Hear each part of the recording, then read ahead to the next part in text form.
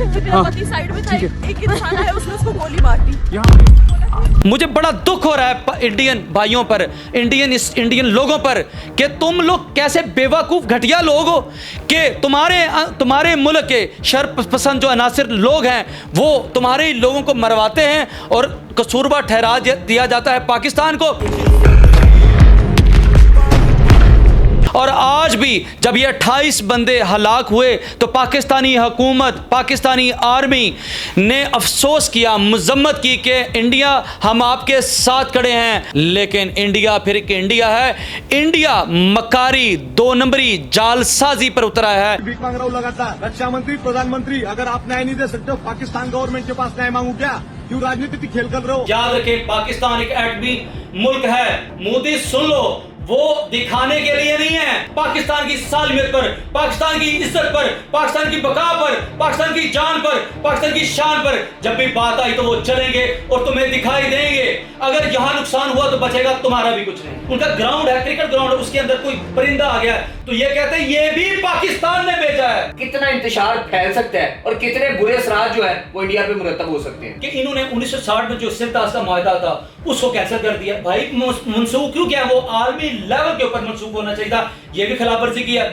नाज़रीन, वो ववेला Indian media मचाता दिखाई दे रहा है जिसके ऊपर इजहार अफसोस और इजहार नदामत होता है।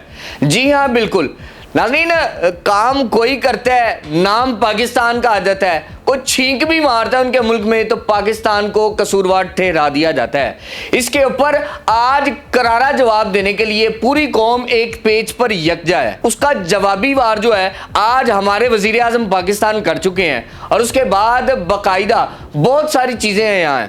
आइए चलते हैं, मेरे साथ इस वक्त मियाँ बिलाल साहब मौजूद हैं। इंडिया के इल्ज़ामात इसको कैसे देखते हैं और इसकी जस्टिफिकेशन ये कैसे कर रहे हैं, क्या मामला हैं, कौन सा प्रोपेगेंडा किया जा रहा है? बेसिकली जम्मू कश्मीर के अंदर जो 28 विजिटर थे इंडियन जो हलाक पा गए हैं, जो इतला हमें मौसूल हुई, उसके मुताबिक वावेला, ये शोर, ये जितनी तमाम शैतानी खेल जो इंडिया हमारे साथ खेल रहा है, तो मैं इंडियन कौम को और इंडियन मोदी सरकार को ये बताना चाहता हूँ कि ये ओछे हथकंडों से बाज आ जाएं। और आज भी जब ये 28 बंदे हलाक हुए तो पाकिस्तानी हुकूमत, पाकिस्तानी आर्मी ने अफसोस किया, मजम्मत की कि इंडिया हम आपके साथ खड़े हैं, हम इस दहशतगर्दी को मिटाने के लिए पिछले काफ़ी सालों से कोशिश कर रहे हैं, तो हम इस दहशतगर्द की जंग को मिटाने के लिए, इस जंग को ख़त्म करने के लिए हम आपका साथ देंगे।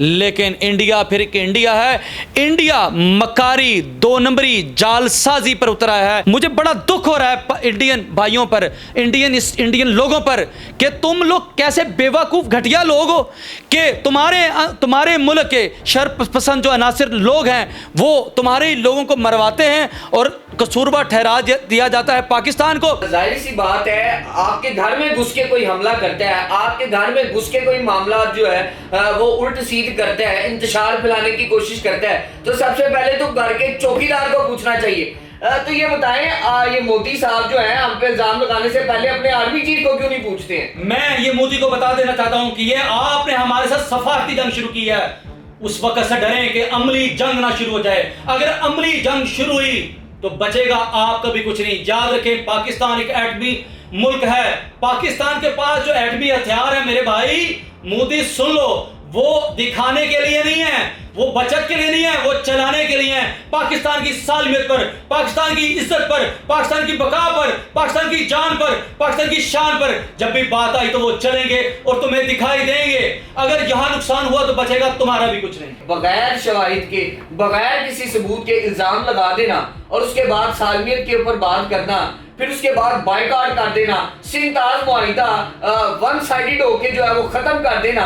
सर, ये किसने इख्तियारात इनको दे दिए हैं और ये क्या वाकई आलमी कवानीन के मुताबिक ये चीजें पॉसिबल हो सकती हैं? नहीं, मैं ये समझता हूँ जैसे पाकिस्तान के अंदर कानून बहुत अच्छा है कि पिक एक्ट के तहत FIR हो रही हैं, पाकिस्तान और इंडियन जैसे लॉ है, इसी तरह इंडिया के अंदर भी इन मीडिया चैनल्स पे पिक एक्ट की FIR हो रही है। पाकिस्तान में तो लोग अच्छी खबर लगाएं फिर भी पिक एक्ट की FIR, लेकिन इंडिया के अंदर अगर कोई चिड़िया मर गई या कुछ भी होता है, इवन के उनका ग्राउंड है, क्रिकेट ग्राउंड है, उसके अंदर कोई परिंदा आ गया तो ये कहते हैं ये भी पाकिस्तान ने भेजा है।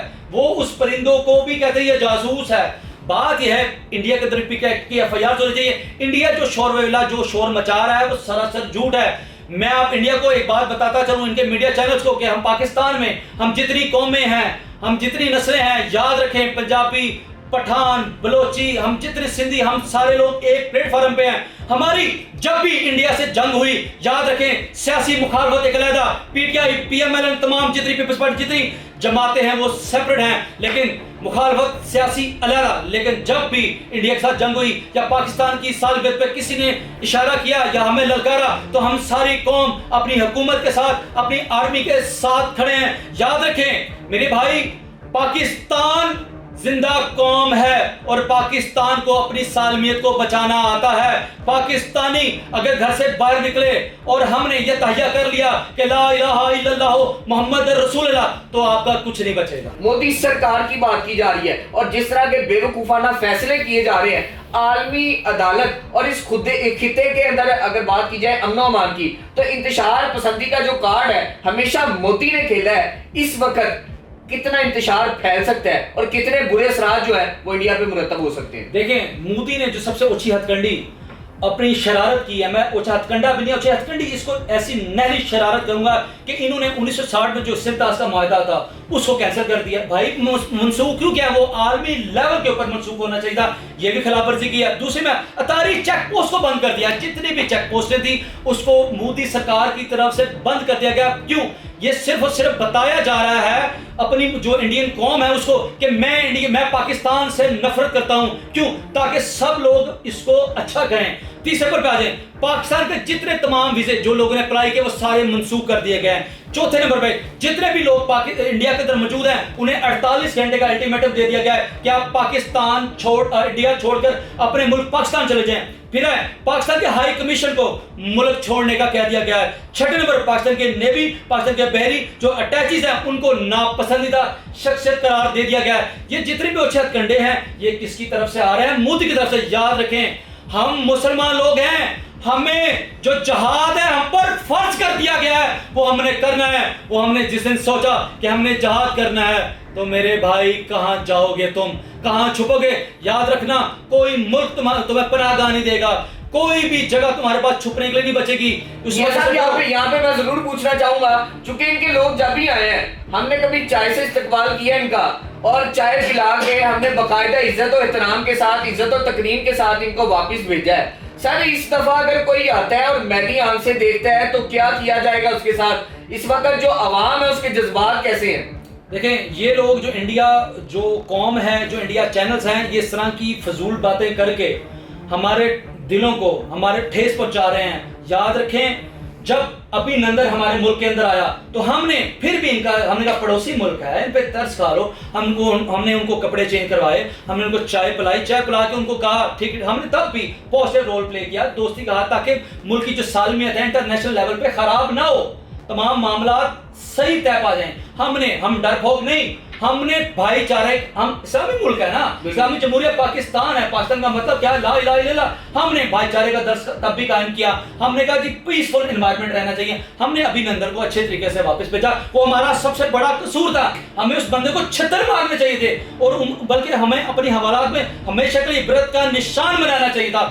अब याद रखें, अगर कोई अभिनंदन जैसा कोई भी बंदा हमारी फिजा में या हमारी बड़ी जमीन पर आया तो हम उसका, जैसे हम पाकिस्तान कहते हैं, सॉफ्टवेयर अपडेट, हम सॉफ्टवेयर अपडेट करके आपको वापस भेजेंगे। और याद रखें, हमारे पास आर्मी चीफ वो है, जब भी इंटरनेशनल लेवल पे कोई मसला बनता है तो हमारे आर्मी चीफ की तकरीर सुनने के लिए पूरे मुल्क के वज़रा, पूरे मुल्क के सदूर, पूरे मुल्क के आर्मी चीफ इंतजार करते हैं कि पाकिस्तानी आर्मी चीफ बोलने वाला है। जब हमारा आर्मी चीफ बोलता है तो आप लोग की कांपे टांगे नहीं कांपे, टांगे कांपे, सब कुछ कांप जाता है। नाज़रीन, इसी के साथ आप भी अपनी राय का इज़हार कमेंट सेक्शन में लाजमन कीजिएगा।